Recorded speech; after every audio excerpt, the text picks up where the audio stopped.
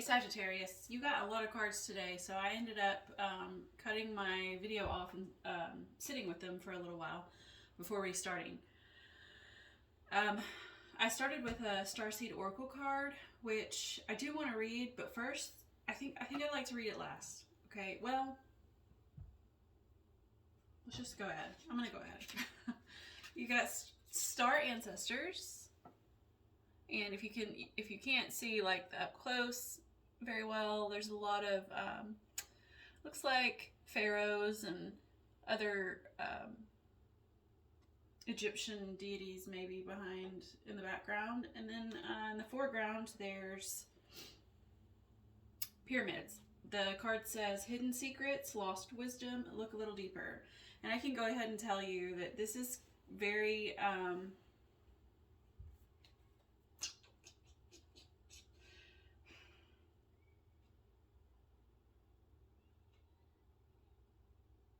I don't even want to use any words to describe it yet. So let me just read what it says. The ancients knew much more than we do about our connection with the stars. Their pyramids, temples, and other places of worship, created in precise alignment with the stars, exists in all corners of the world. What if this ancient wisdom is available for you to uncover now? You're being called to think and listen with your ancient heart and soul, to tap into the part of you that remembers and knows. All ancient secrets are whispered forever in your ears. All mystic knowing blooms in your heart. All potent power pumps through your veins. You're being invited to step into your ancient knowingness, to be held by the rememberings of the star ancestors, to look a little deeper. If you're feeling stuck, you're being called to do something different, to change your point of view. Creativity happens when we put together two things that don't belong, when we do the unexpected. So often a creative solution is right in front of us, but because we think the same thoughts and act the same way, we miss what's in the open. You're here to remember and uncover ancient secrets and transmissions, technology and wisdom that are so needed on the planet right now, to unlock your soul's memories of a time when we lived in harmony on Earth and one day will again. So, reading that, I was like, I wouldn't be surprised if the Hanged Man comes out, because it's that whole gaining new perspective, right? And while the Hanged Man didn't come out, I've got two cards that indicate a change in perspective. So let's start with your overall energy. You've got the Queen of Air in reverse in the World. And first, what I noticed in the imagery here is that these two women look like the exact same woman. And whether you're male or female, I believe this is you. And your Queen of Air, if you notice here, there's two things I noticed. Is first, she's got the hand signal that indicates as above, so below. As above, so below is essentially what, I guess, if we're talking about the 3D, what's in the mind can be manifested into the world, right? What we think is what we perceive, what we manifest, right? What we put out to the world. And then you have the world with her. But I also noticed about her that she is standing on one foot here. And because she came out in the reverse, she looks really, really, really similar to the Hanged Man. And so I think that this whole spread is you gaining a new perspective, possibly on the world. This doesn't feel like that cycle completion that the world usually indicates. Or the transformation that the Ouroboros usually also indicates, because, I mean, that's not even in this card, in this deck. So, to me, it feels more about gaining a new perspective on, you know, the world, what life is really about, what the world is really made of, you know, not physically, but it's made of souls, right? Or we might think that it is made of souls. I don't know. Nobody really knows, right? But all of our souls, if that's the case, are just little pieces of one larger one, right? I mean, I guess it depends on your philosophy. Some people, you know, everybody believes different things, but if we're going based on the Carl Jung's collective unconscious, right? Then essentially we're all one, and that's kind of what I got with this World card is we are all connected, right? We're all a part of something bigger. And then that this Queen of Air is you looking at this philosophy maybe a little differently, based on perhaps information that you gather along the way. And the reason I say that is because your past here starts with the priestess, the high priestess in reverse. And this is the card of looking deeper, right? Of looking at things differently, at trying to find the trying to find information in the depths, trying to find, you know, what life is about. Bringing the ancient wisdom that the Starseed card talked about, bringing that forth, right? Bringing that into the world, out of the depths. Now, it's in the reverse, which indicates to me that in your past, this is probably your recent past. This is an ongoing, I don't want to say issue, situation that you're in the midst of. And so this would be your recent past. How recent is, I don't know, you would know better than I would. But anyways, because it's in the reverse, I feel that it's being blocked. And the cards that clarified it are the Nine of Wands in reverse, the Justice, and the Ace of Cups. And so it feels, when I look at these together, and you know, sometimes when I do readings, just the basic meanings of them are what comes forth. But today, and sometimes this happens, I will get more information with the imagery rather than the meanings of the cards. And today I'm getting things from the imagery. So if I'm looking at the imagery in the Nine of Wands, coupled with its meaning, it's the breaking past barriers card, but it's in the reverse. So it's like there's a barrier here blocking this intuition of the High Priestess. And I think because it's next to the Justice, it's like your perspective on it at the moment is that whatever this information is that you're to be gathering defies the laws of nature.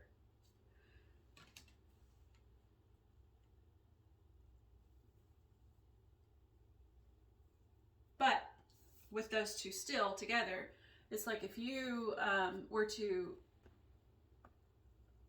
make this card reverse, right? Make it come back in the upright.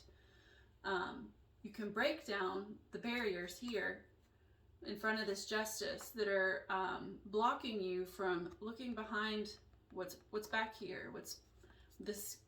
In this case, it looks like a depiction of the veil, right? So if you were to break down these barriers, flip this in the upright, or push past them rather, you can break down her barrier and see what's beyond that veil. And that opens up your intuition with that Ace of Cups. So that's your past, and I'm guessing because that High Priestess is in the reverse, that this was a missed opportunity. And I say that because in your current placement, you're still, it feels like you're still grounded. And so I've got the Queen of Earth, who's very grounded. She's in the reverse though, so it could be indicating that you did, you know, at some point. This could be two different storylines. Okay, so storyline one would be that you did allow that barrier to come down, or you broke that barrier down and looked past the veil, looked deeper in the waters. But because that High Priestess is in reverse, it's that's why it's given me two different storylines. So storyline one is that you did break past that. Your intuition was opened up with that Ace of Cups. And then now you're in your current energy with the Queen of Earth in the reverse and the Tower. So it's like bringing that down, opening up your intuition has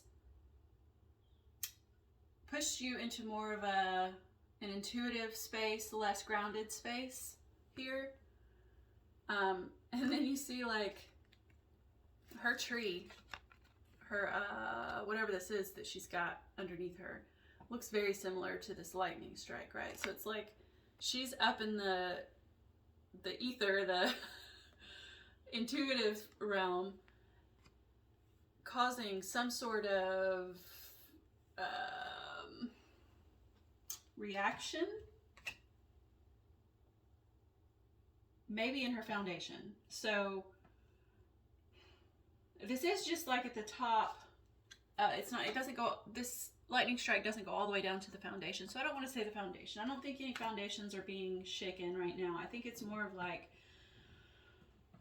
just maybe a bit of a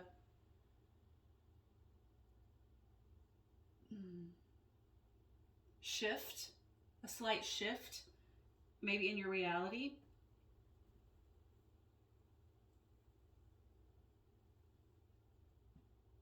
It's paired with the Eight of Cups in reverse though, which indicates a lack of, or a need, let's call it a need to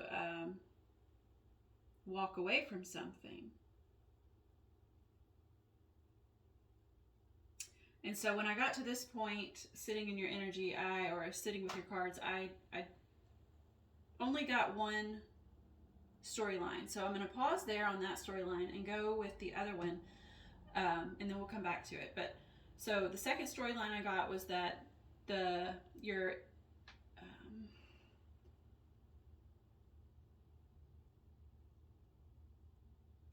what's the word I'm looking for? Unwillingness to break down that justice barrier and look behind that veil.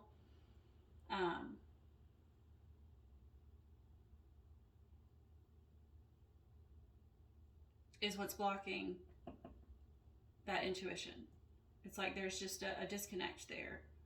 And then over here with that Queen of Earth in the reverse, and then if I look at it paired with the Eight of Cups,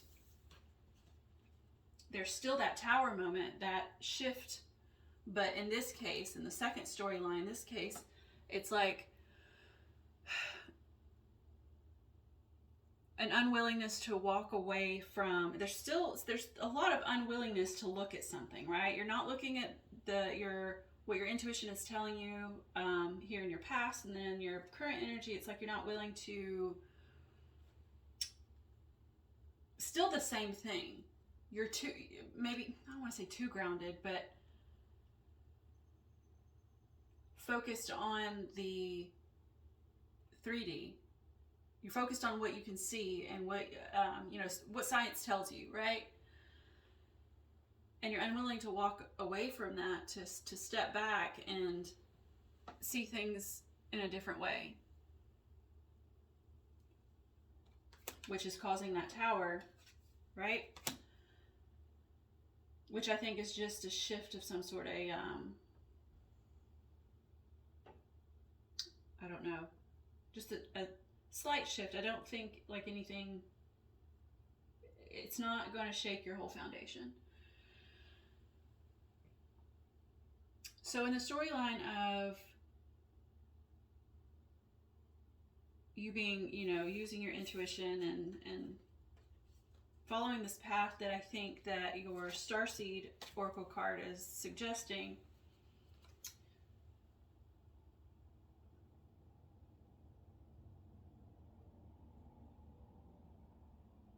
it's almost like so if I look at the card, he's not following, in the Rider-Waite-Smith deck, there's only one man here, but in this one there's two, and he's not following this other man. Maybe he is, maybe he's not. It kind of feels like he is though. And so it's like following the guidance, right? You're following your intuition.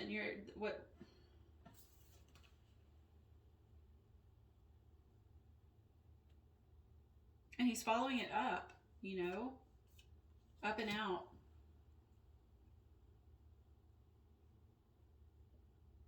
So those are the two storylines. Now let's get into your future. Your future looks good both ways, no matter the situation. There's the first one, let's say the one where you are following this guidance, this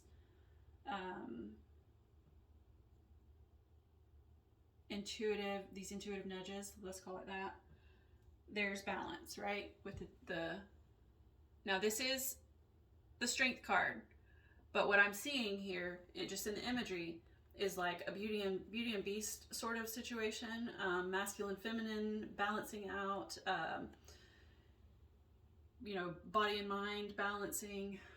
But I'm also seeing the number 11 down here at the bottom. So, which I don't know much about numerology, but I know that like when you break that down, it's a 2, right? Which is clarified by 2 2s. Now in this particular deck where the passion is strength, this is the reverse of the Thoth,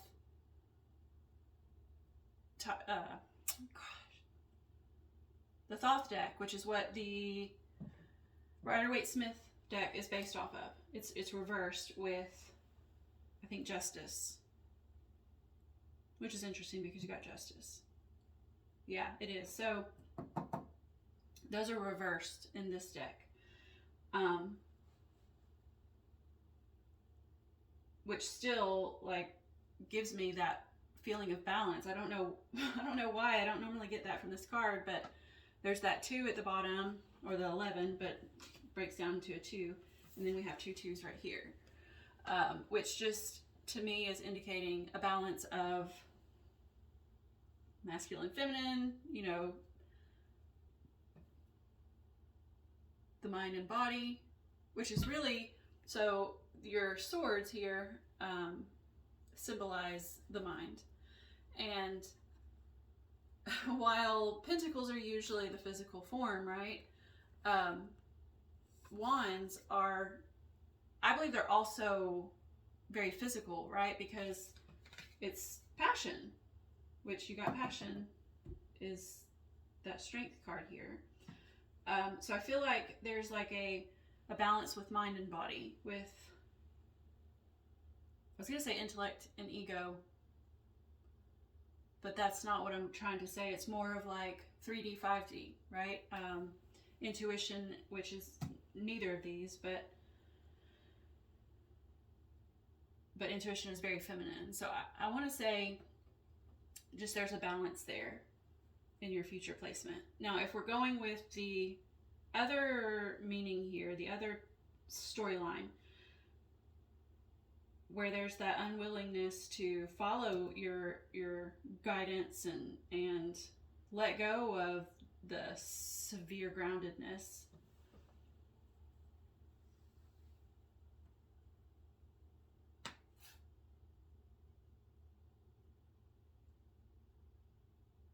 I think this might be that the stage of gaining that new perspective. This is where things are starting to shift, because like I said, this kind of gives me Beauty and the Beast vibes, right? And like that man here in the center, the Vitruvian looking man, he's like the prince, right? Or whatever he is. And then that's his beast form up at the top. And it's like she's seeing the beast in a new light, in a new way, which opens up to that duality that I was talking about with like masculine, feminine, intuition, body, because this too always gives me that feeling of like being in both worlds, mainly because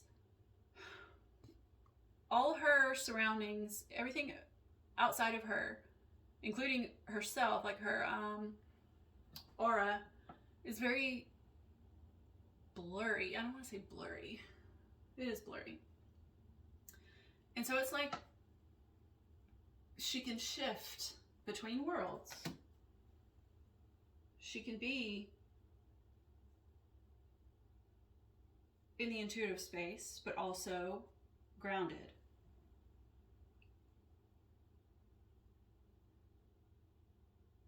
And then here, I think, is just that balancing of the mind.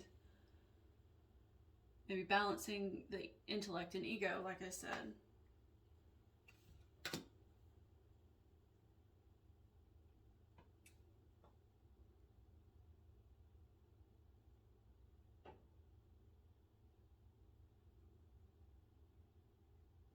So I think overall, the guidance here is to allow your intuition to give you information, give you that wisdom. Maybe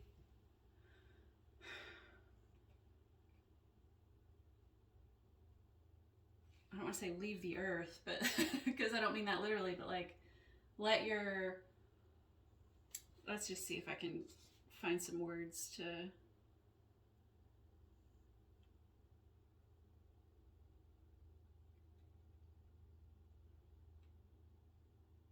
step into your ancient knowingness. Look a little deeper. If you're feeling stuck, you're being called to do something different, to change your point of view. So, you know, look at things a little differently. Try to see things from other people's perspective. And, you know, this card is talking about ancient wisdom, right? And it's got the pharaohs in it and everything. And so just a suggestion, if you're resonating with this, maybe look into the Hermetica.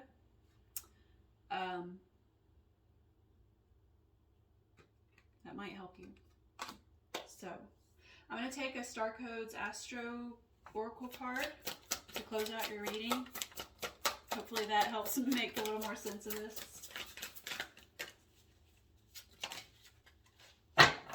Ceres, Nurture, in the reverse.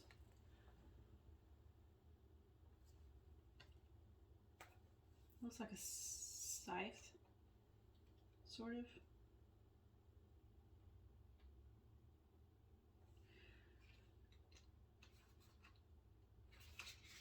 Okay, I'm just going to read the reverse. Actually, I'll read the action and the challenge. The challenge is what the meaning is in reverse. The action says, mother and be mothered. Nurture and cultivate that which is growing. Whether it's the harvest from earth,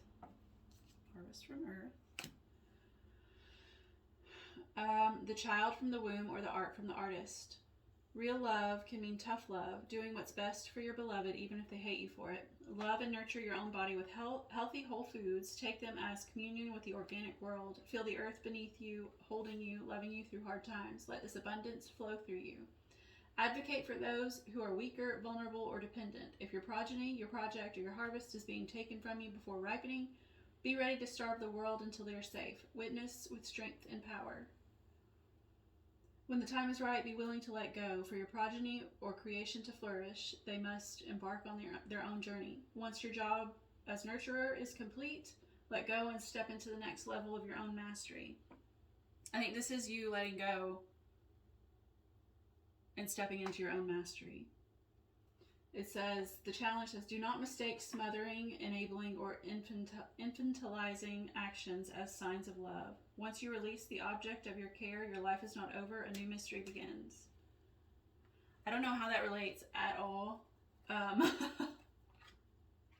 see.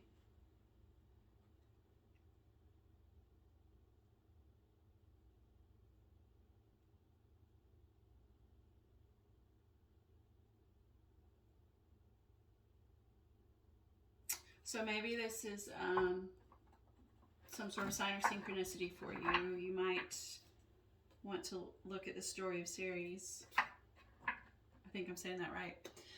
But that's what I have for you. If this, if you enjoyed this or it resonated for you, then I would love to see you in future videos. I will be here.